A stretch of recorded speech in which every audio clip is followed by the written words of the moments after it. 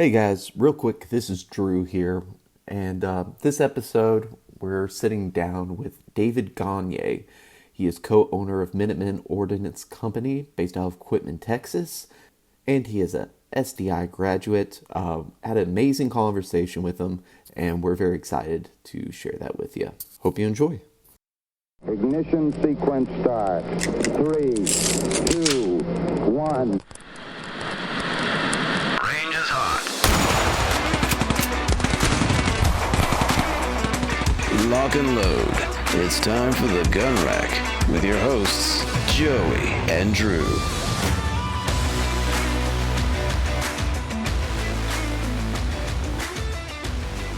All right, everyone. I am with Dave Gonyea. He is the co-owner of Minuteman Ordnance Company, based out of Texas, and he is also a SDI grad.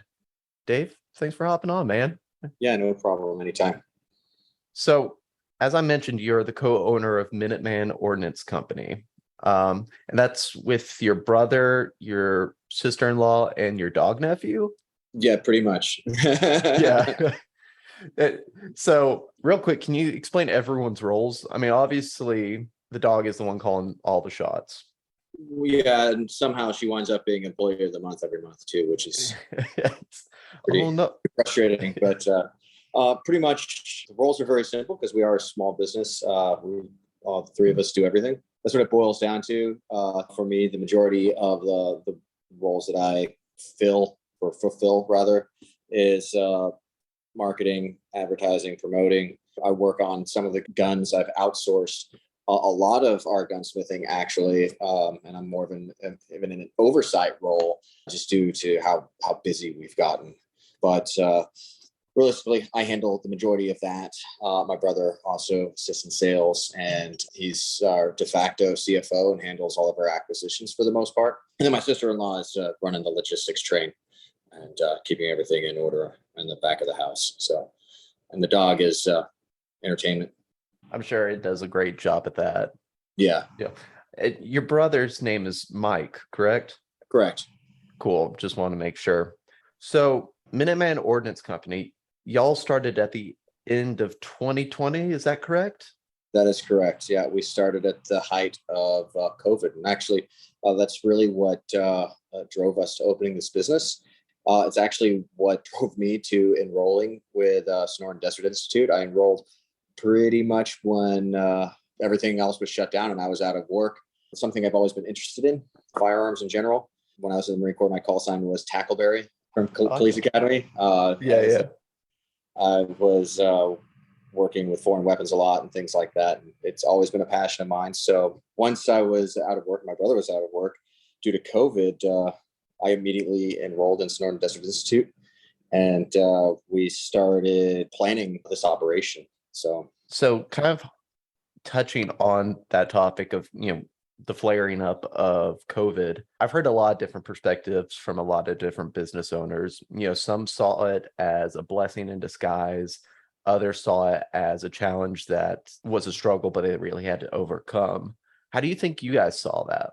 A combination of both, right? Had it not been for COVID, I was living in Hawaii at the time, managing a gym at Waikiki Beach. Had COVID not happened, I probably would have continued to waste my time doing that rather than pursuing my own interests. But anytime that there are systems put in place that don't allow you to be in control of a lot of aspects of your business, and restrictions put in place and everything like that, where the economy is in uncharted territories, consumer confidence is realistically at a very uneasy state. It's difficult to want to open a business, especially in the retail sphere. So there are definitely challenges that needed to be overcame, especially with just bringing people back into a store, right?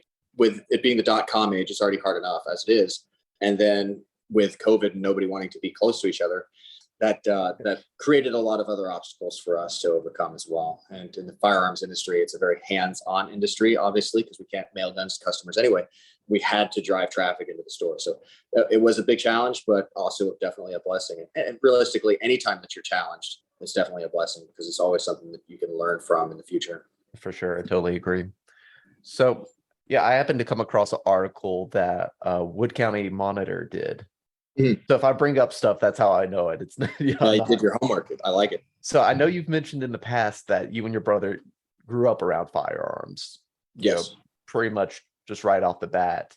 And it also mentioned that you both had a dream of starting a firearms business. Correct. I mean, really, it's any kid that grows up around guns, but there's always a draw to the weapon. Prior to firearms, it was the sword. Mhm. And I guess prior to swords, I guess it was the perfectly shaped stone. But for a certain type of male, there is a draw, and females, there is a draw to the weapon, a draw to the firearm. And I think both of us got that bug early on, and we talked about it off and on as a man. That would be a really cool thing to do. That'd be really awesome. And we always had this vision of what our gun store would look like. And what we really wanted to do was create a space that is a hangout, right? Because as a male, we've lost barbershops, we've lost our hardware stores. There's really not a place for guys to go just hang out. And especially in gun stores, because most gun stores now are just big box retail shops, and what have you, so like your Bass Pros and things like that. And that the relationship of gun ownership has really left this market, and something that we wanted to bring back. So right in the middle of our showroom, we've got some lounge chairs, and it's just a spot for us to hang out and talk about guns, which is kind of everybody's dream. Yeah, that's really cool. And that's a really good point about sort of that relational aspect with your customers and just that community in general. In fact, I was going to say this for later, but we can go and skip to it. Let's talk a little bit about your business philosophy. So I noticed that you guys place a heavy emphasis not just on the obvious retail aspect of your business, so you're trying to sell your product, but there's also a heavy emphasis on education. Yes, I think that's part of our blood. Both of our parents were educators, and I think we just love teaching in general. But the biggest thing I've seen when it comes to gun ownership, especially in the defensive firearm ownership, concealed carry world, is people purchase the firearm and then have this false sense of confidence and or bravado wrapped around the gun. And there is a really limited amount of actual training happening. So my brother always says that the gun store is kind of the candy shop that lures people in, and then we get them hooked on training. And we offer a lot of free training courses for that reason, to create that low barrier of entry, to get people into training, understanding that there are a lot of new and modern concepts out there, and that what they may or may not have seen in Hollywood and how gunplay works is not really realistic nor translatable into the real world. So that's our big focus and a big part of our philosophy. Yeah, I learned that not necessarily a hard way, but the first time I went to a gun range, I thought I was going to be like Clint Eastwood out there. Yeah. Right. And then, as soon as I was because it was one of my first times holding like a semi-automatic handgun. I'm like, that slide bite. Yeah. No, luckily not. Luckily not. My brother-in-law, he's a cop, so he was kind of able to, walk me through it. But I thought it was going to be so cool, and kind of had that like sense of bravado. Yeah. And learned quickly that wasn't going to be the case for long. As a business owner, what would you say inspires you? Again, obviously, everyone is going to want to have a livelihood. Right. So apart from that, I'd say what would be your chief inspiration with the job? Right. It's always good to make money and pay bills, but the reason why we're doing this is really fulfilling the legacy of the American Minuteman. We chose our name, the name of our company, for a reason, and what we really wanted to do was bring back a sense of community to small town America. And everybody, when Minuteman is mentioned, there's two things that people think about: either an intercontinental ballistic missile, or us fighting tyranny against the British Empire. But the concept of the Minuteman goes way beyond that, and it was communities coming together and helping one another. And there was no such thing as 911 then. People had to self-rescue, whether it was crime or whatever it was. You couldn't dial 911 in colonial America. You had the Minuteman, and to have individuals that at a moment's notice could assist their community in whatever means that was necessary at that time is really what we want to bring back and instill back into our communities. And with what the Minuteman became through the Revolutionary War, it was really easy to start that out with a gun store and then start trying to really profess our ideologies and commitment to the community. And it's really starting to take hold. I think people are really starting to realize, and not just from us. I mean, we're not the only company that's doing this. Obviously, there's much larger companies that are doing this as well. But our focus is on home and the community that we're in today. It's really starting to help people realize that, oh yeah, I mean, if I need to call the police, they're not showing up when I actually need them. They're showing up after I need them. Same thing with an ambulance. If I need, and we're in rural Texas, if I need an ambulance, it may take them half an hour to get to my location. There may only be 2 ambulances on call at any given time in this county. And this is a very large county. So they may both be tied up, and who knows when they will get there in my time of need. So helping people understand basic medical concepts and emergency stop the bleed and things of that nature is another huge focus of ours. And, again, we start out with guns because guns are the allure, but there's so much more to this lifestyle than just firearms. Mm-hmm. I was actually going to ask you about Quitman. Hometown of Sissy Spacek. What was that? Of Sissy Spacek? Yeah. Really? Yeah. I didn't even know she was from Texas. Yeah. I probably should have guessed that, but yeah. So equipment, is that sort of like geographically speaking, where does that lie within Texas? Okay, so we're about 100 miles east of Dallas, due east, and about 100 miles west of the Arkansas-Louisiana border. So we're kind of in that northeast corner of Texas, kind of in we're in what's known as the bass capital of Texas. This is like the bass fishing mecca for the state. We're right on Lake Fork. If anybody out there knows anything about bass fishing, it's one of the more popular / famous bass fishing locations. So that's kind of what I guess I wouldn't say tourism, but what the visitor draw is for this area are the reservoirs. And other than that, it's just kind of in the border of like the piney woods part of Texas and rolling hills and forests. It's basically all it is, and lakes. Yeah. Predominantly agricultural in its GDP. Gotcha. Are you guys originally from that area? Me more so than my brother. I was born in Dallas. We started our family in Dallas, or my dad started to raise us in Dallas with my mother. When she passed away in the early 90s, when I was a kid, he took us and transplanted us out here into the country. So we could kind of find ourselves, I guess, is what we were doing. And, here we are today. So it's definitely worked out. Yeah. And just kind of filling in that gap of time, you enrolled in the Marines at 18?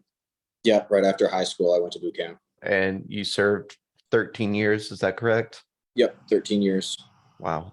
And your brother actually also served in the Marines, correct? Yeah, in the mid-90s. Gotcha. Well, first question, who's the better shot? For pistols, myself, I would say for like pistols at short, intermediate range carbines. But if there's a longer range precision shot, I'm leaning on him to make that shot. Mm-hmm. That's a very diplomatic answer. I applaud you. Yeah, I was fully expecting, because I know with my sibling, I'd totally be like, yeah, no, it's me all day. Yeah. Every day. I've seen some videos that you've actually posted on social media for Minuteman. You are incredibly fast on the draw. Yes, that's kind of what I'm known for. There are plenty of people that are faster than me out there, but I had the privilege to spend some time with some really cool people while I was in the Marine Corps, and they taught me a lot. I had some opportunities afforded to me to work in some really awesome places and learn some really cool things. And that's one of my biggest things. And what I'm most happy about in the position that I'm in now is that now I can take what I learned throughout 20 years of constant warfare and the global war on terror and provide those training opportunities and that knowledge to people here where I grew up. And I think that's really cool. Can I ask what you did while you were in the Marines? Yes, predominantly I worked in the intelligence community. I know there's that stereotype, can't put military and intelligence together, but for the most part, just working on finding the bad guy and letting other guys go deal with them. Gotcha. Was the Marine Corps something that you and your brother had always wanted to do? Or did it just seem like a sort of a logical step out of high school? Well, it was two different eras because he joined the Marine Corps, I think, in 1996. It's a different time. I think he was really, I'm speaking for him, so it's not 100% true. It's just my opinion. I think there's always a draw to the Marine Corps as a young man, as a proving ground. For me, it was a little bit different. I wasn't sure what I wanted to do.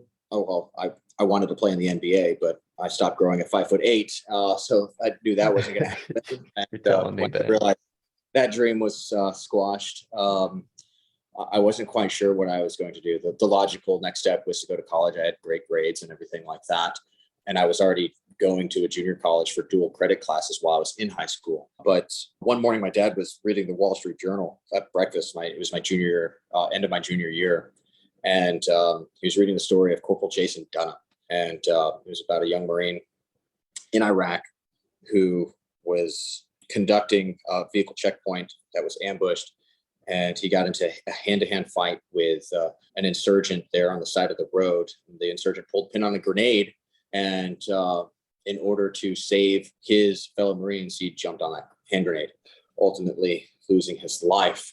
And that really stuck with me. In my mind at that time, I couldn't justify not serving my country when other people were willingly sacrificing their lives for their brothers and sisters in uniform. So a few weeks later, I joined the delayed entry program and enlisted in the Marine Corps and went to boot camp as soon as I graduated high school. Now, let's shift a little bit. Okay. And you kind of mentioned how SDI sort of first came into the picture. How did you first hear about SDI? I think it was one of your silly Facebook ads. Yeah. So this was, I think it was either a Facebook ad or, someone mentioned it in a YouTube video. I can't remember exactly what it was, but I do remember around the time that COVID was kicking off, I started to notice Sonoran Desert Institute really pushing themselves out into the forefront of gunsmithing. And I thought it was kind of interesting because typically, prior to SDI, the only way you become a gunsmith is through an apprenticeship where you go into some crusty old man's workshop and you sweep the floor for him for 6 months, and then maybe he'll let you touch a gun, if you're deemed worthy. And I thought it was really cool that SDI was really trying to bring gunsmithing to the forefront of the digital age, and I definitely put that in my back pocket and be like, oh, it'd be cool if I could do that one day.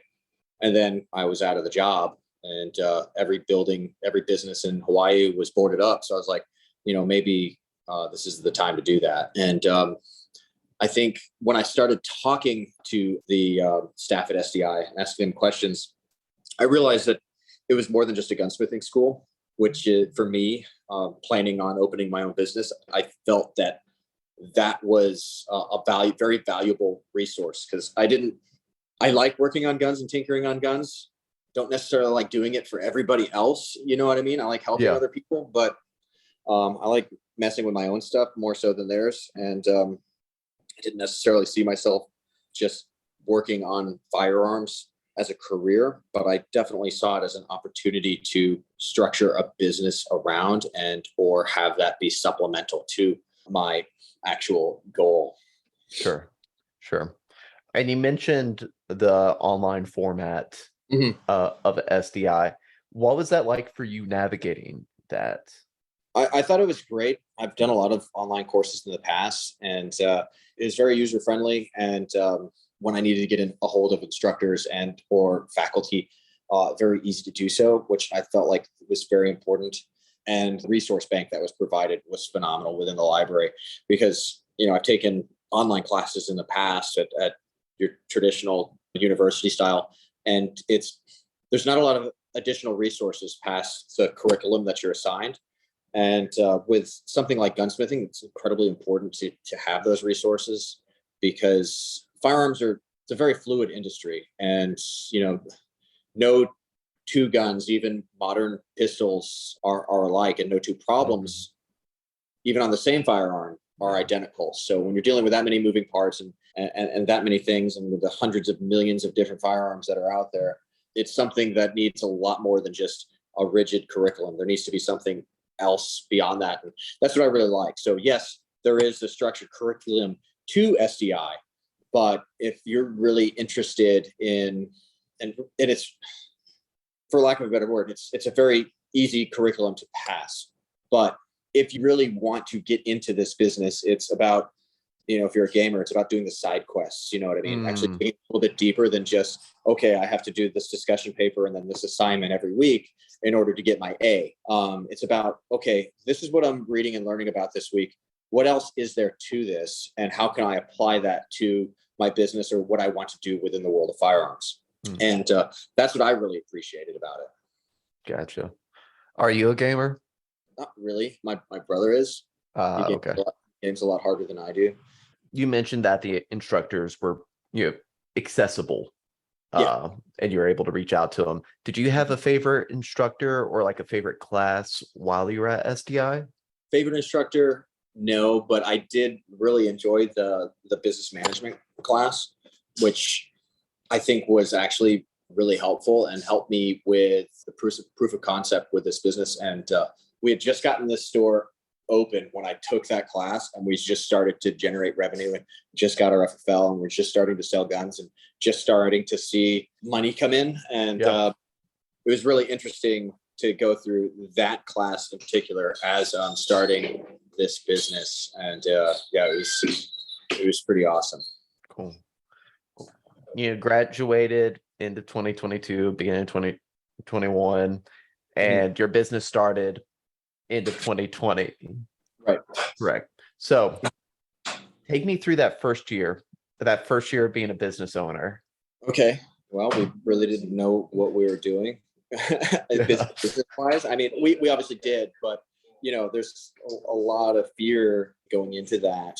And I was full-time with SDI, and that GI Bill money was kind of paying the bills while because we weren't paying ourselves to get this business running. And it was a lot of pressure, right? Because essentially we put all of our eggs into this basket. I literally sold pretty much everything I owned and flew back from Hawaii to start this business. I landed at Dallas, and we immediately started to look for a place, a location, essentially started scouting locations that day. I had appointments with realtors that day, and it was 100% or nothing for us.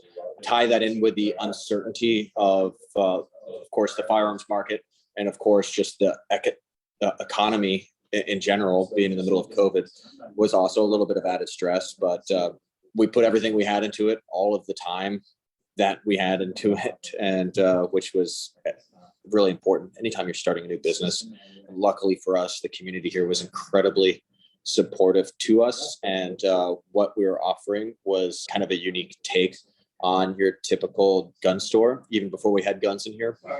And it kind of took off, and it really exceeded our first 3 months expectations. And the hardest part in that industry at that time was acquiring inventory in the firearms world, because especially ammunition, and we pulled a lot of strings, and I worked a lot of my connections through my previous career in order for us to have inventory on the shelves. And that really kind of set us apart. When everybody else was, had dry holes on their shelves, so we had something there. It wasn't a lot, but we always had something on our shelves for people to buy. And then we started, professing our philosophies and training and things like that. And started opening up free training to individuals, and started to create quite a buzz in the community, and really just blew up beyond our expectations. Yeah. Well, I'd definitely say that that Quitman accepted you guys with open arms. Your company was the recipient of the 2022 Small Business of the Year Award in Quitman. Yes. Which was very humbling Equipment is a small town. There's about 2,000 people in this town, but being that one of its slogans is the gateway to Lake Fork, which has over 350,000 visitors every year, there are a ton of small businesses and amazing small companies within the city limits and within that fall under Equipment's Chamber of Commerce. So it was very humbling to receive that award. We were inspired to move equipment because of the other small businesses that are here and the family of people that work in these little shops. And there was a really awesome and humbling experience, and definitely was a validating thing that, okay, we can do this, and we're doing something right, at least, Yeah, especially being able to come out of that first year and kind of like, okay, not only did we survive, we made it. And this is that validation. Yeah. So you sat down with Sean O'Rourke, who, funny enough, I think is also from North Carolina, but like me. Yes, yeah. You guys were mainly talking sort of, on the topic of gun control. Right. You're active on social media. I believe you still are having your live stream series, Making Ready with Moko. Yep. Being a gun-centric business, I know that in particular with the live streams, you guys were having some trouble with, sort of the social media blocking and censorship and stuff. If I'm not mistaken, you still do it on Instagram and Facebook, but not so much YouTube? Not doing much on YouTube right now. It was really challenging. Apparently, you can't even really hold guns. This is what YouTube was telling me. You can't even really hold guns on a live stream on YouTube. So, and I really like doing things live because it's raw, it's unedited, it's very natural, rather than the world we live in today on Instagram and social media. Everything's filtered, everything's edited, everything is what the recorder is wanting you to see. And I like mistakes to be shown. I like the humanity aspect of it. So I like doing the lives, and I like instant interaction with individuals when they have questions. So I really like those Wednesday live streams, but it is a constant struggle with right now both my personal Facebook account and our business account is on a 30-day restriction. So we're at the bottom of everybody's news feeds. It's a constant struggle. I wouldn't deal with social media at all if it wasn't such a low barrier of entry to reach the most amount of people. I get salespeople coming into my store every day trying to get me to buy $50 or $150 a week ads in these little thrifty nickel papers. Mm-hmm. Nobody reads those. They use them for their garden. I have free access to billions of people via social media, and I just have to navigate the restrictions as best I can. But when you're a small company with not a very large budget at all, because everything essentially is going to inventory right now. Yeah. It's really challenging to market and advertise and things like that. So, Facebook and Instagram are a necessary evil. Mm-hmm. And, I just do the best I can with what they don't take down or censor. Mm. How did you sort of first get your start in that marketing aspect of business? I was fortunate, again, in my travels in the Marine Corps to have just networked a lot and known a lot of people. So already my individual Facebook had quite a large following. I've got 50, quite a lot, large for me anyway. There's plenty of people that have I'm not Jocko Willink or anything. But a lot of people do follow me on Facebook. I think it's 5,500. I know a lot of people through my travels. And so that's kind of where I started, telling them, hey, this is what I'm doing and everything else like that. And as we were starting up, we didn't have our FFL yet, so we had to sell something. So we made T-shirts, mm-hmm. and that really blew up. And I was selling T-shirts literally all over the world to friends of mine that were stationed overseas in Lebanon, Korea, Japan, across the United States, of course in Hawaii, all over Europe, which was pretty cool to get that sort of support. And that's really how the marketing started. And then, the rest of it was just being real about the industry and being real, especially when it comes to defensive pistol, because there's so many gimmicks out there. There's so many just total BS Facebook ads out there for just absolute garbage products. And in our store, we're a very small storefront. We don't have any gimmick products in here. It's only products that we've personally vetted or we trust our own lives with and our family members' lives with. And that's all we carry in that world. And I think that resonated with a lot of people. Is this is a resource that can be trusted. Don't care about being millionaires or just making, quick bucks off of people. We, wholeheartedly believe in what we're doing, and we're passionate about it, and want to give people those tools and resources that they need to feel confident and competent in the security of their lives and their family members. Mm-hmm. Well, I mean, everything you've said and everything I've read about you guys, it really does kind of come back to that personal touch, that almost communal aspect. Absolutely. I don't consider myself a gun dealer. I like to call myself a gun tailor, right? When it comes to someone picking out a firearm, it's not just, okay, here's the Glock because it's popular. I mean, why do you need this gun? Why do you want this gun? What's your experience as a shooter? No experience? Why don't you come and shoot with us before you make any decisions? It's totally free. And just let people, one, hear where we're coming from, and whether it is something that they're going to take and utilize or not, it's still another tool for their toolbox. And we give them the why and the proof of concept behind it. And then we let them make a really informed decision. And whether they purchase a firearm from us or not, it's no big deal. It's whether I want them to have the right firearm in their hands when they need to use it. Yeah, we offer that to them as a free opportunity to learn if this gun is actually right for them. If, what our concepts are is right for them. If not, it's just, a tool for their toolbox with an unbiased opinion and a proof of concept behind it. And, there's a lot of people that tell you should own this gun or this gun or this gun, but they don't necessarily give you the why. And here's the thing. I mean, if there was just one, firearm that ruled them all, there would only be that one firearm. Every individual shooter is very different. And we want to find that right fit for them while providing them with a very reliable pistol that they can trust, especially pistols. For sure.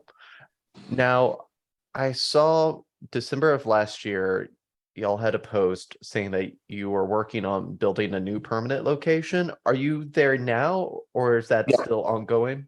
It's still in the works. We've purchased the property and have that all lined up. But the concept was to have an indoor range, larger retail space, 2 classrooms, and a large workshop. We've put that on hold as the construction costs went through the roof. Within 2 weeks, our initial construction bid tripled in cost. So we're really waiting for that to level out so we can still maintain a good quality of life, especially mentally, not having this incredibly expensive construction project weighing on our shoulders where we have to pay those bills. Still enjoy our time here and offer training for free. So we're waiting for construction costs to level out a little bit. We're in a better position to do that. Nice. And that's going to be downtown Quitman, right? Yeah, it's essentially 75 feet from where we are right now. Well. Built on the square. Should help with moving. Right. Yeah. I also saw something like, I don't know if this is still like sort of how you guys are going to go about it again with the rising construction costs and everything, but I saw something that it was going to be an Alamo styled exterior. Yes. I mean, that's definitely what we want to do, tie in, that traditional Texas architecture. And, that's part of the draw, right? A gun store. Yeah. Look like the Alamo if you're in Texas, in my opinion. Yeah. So yeah. That's so sick. We're right on the square of the county seat. So we're right across the parking lot from the courthouse. So we want it to look really nice, having almost that visual symmetry. Between, well, we'll definitely have to try to get a crew down there or something like that. Yeah, we'd love that. So I got 2 more questions for you because I don't want to take up all your time. I really appreciate you talking with us. Yeah, no worries. What would you say to someone who was considering enrolling at SDI? I would say definitely do it if you're interested in firearms. Not just in the gunsmithing aspect, but if you're interested in pursuing any career that's firearms related, it will really open your eyes to what that industry is like. And if you don't necessarily want to add the burdens and stresses of owning your own business, the resources that SDI provides to new grads and in placement, I think is incredible. I don't think there's another organization, especially one that is an educational resource that SDI is, that is providing those sort of opportunities in placement and career opportunities. I think that is so awesome. It's such a great resource. I don't know if you're familiar at all with SDI's podcast, The Gun Rack. No? Me and Joey actually host it. And Awesome. yeah, you should check it out.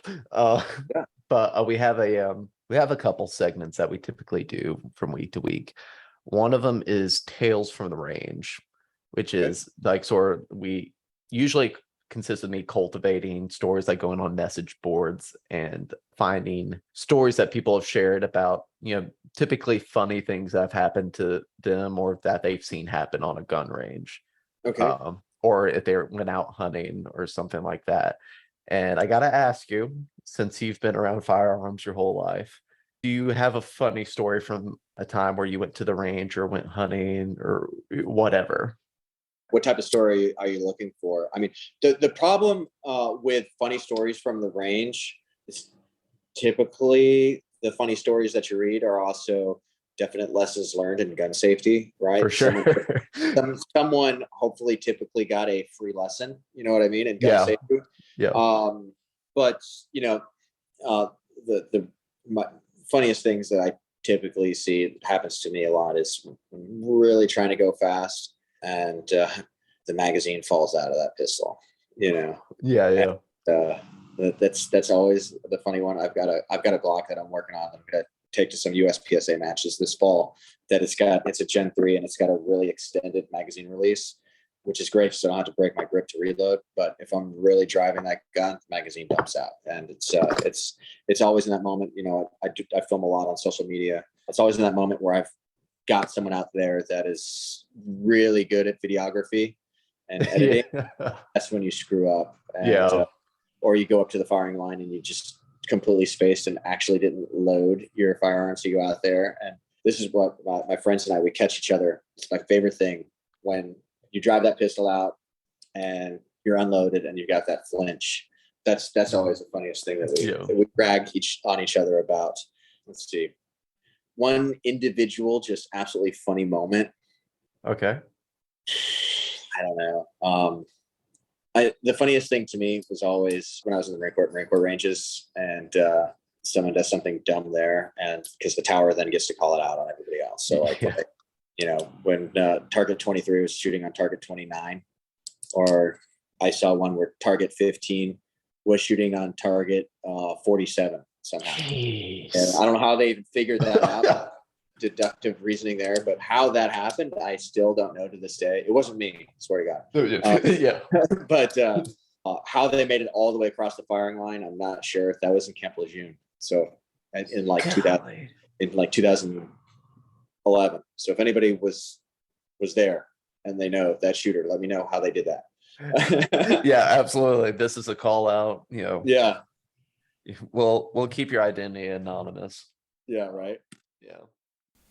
All right. Once again, we wanted to take the time to thank David for coming on to the pod, for talking about his experience at SDI, what's going on with Minuteman Ordnance Company. Until next time, that is the Gun Rack. Have fun, stay safe out there, and we will see you at the range. Sonoran Desert Institute is an online school accredited by the DEAC. It is headquartered at 1555 West University Drive in Tempe, Arizona. For more information about how you can craft your firearms future, visit sdi.edu.